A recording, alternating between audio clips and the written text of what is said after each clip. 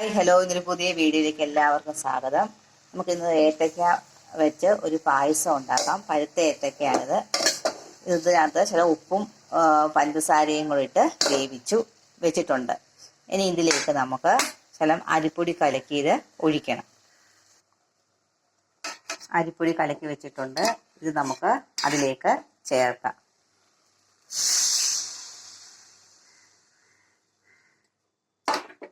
അതിൽ കുറച്ച് വെള്ളം കൂടെ വേണം. നല്ലതുപോലെ ഒന്നത് കുറുകിയെടുക്കണം നമുക്കത്. എന്നിട്ട് വേണം അതിലേക്ക് പാലും ഏലക്കാപ്പൊടിയും കൂടെ ചേർത്ത് നല്ലതുപോലെ ഇളക്കണം. ഇതൊന്ന് തിളയ്ക്കണം. നമുക്കൊന്ന് അടച്ചു വെക്കാം തിളയ്ക്കാൻ വേണ്ടി. ഇതിലേക്ക് നമുക്ക് ഏലക്ക പൊടിച്ചത് ചേർക്കാം. എന്നിട്ട് നല്ലതുപോലെ ഒന്ന് ഇളക്കാം.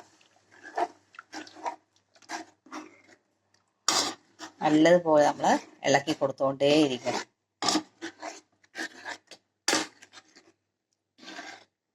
കുറച്ചും കൂടെ തിളയ്ക്കുമ്പോൾ നമുക്ക് കുറച്ച് പാലൊഴിക്കണം.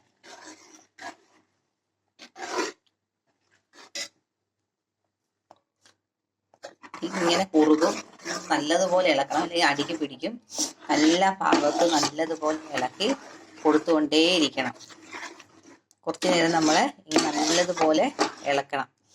എന്നിട്ട് നമ്മൾ ആവശ്യത്തിന് പാലും ചേർത്ത് പഞ്ചസാര പരുവാൻ നോക്കി നമുക്ക് എടുക്കാം. ഇതിലേക്ക് നമുക്ക് പാലൊഴിക്കാം.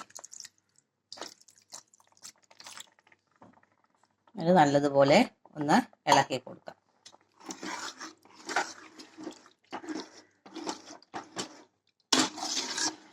ഇത് നല്ലതുപോലെ തിളച്ച് കഴിഞ്ഞിട്ട് നമ്മുടെ മധുരം പാകമാണെന്ന് നോക്കിയിട്ട് നമുക്കിത് വാങ്ങി വെക്കാം.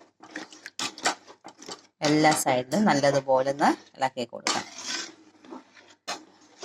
ഇത് കുട്ടികൾക്കൊക്കെ വളരെ ഇഷ്ടമുള്ള ഒരു പായസമാണ്.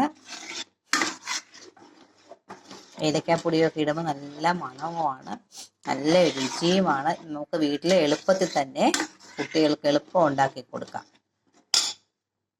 അങ്ങനെ നമ്മുടെ ഏത്തയ്ക്ക പായസം റെഡിയായി. എല്ലാവർക്കും ഈ വീഡിയോ ഇഷ്ടമായെങ്കിൽ ലൈക്ക് ചെയ്യാനും സബ്സ്ക്രൈബ് ചെയ്യാനും മറക്കല്ലേ. Okay, by.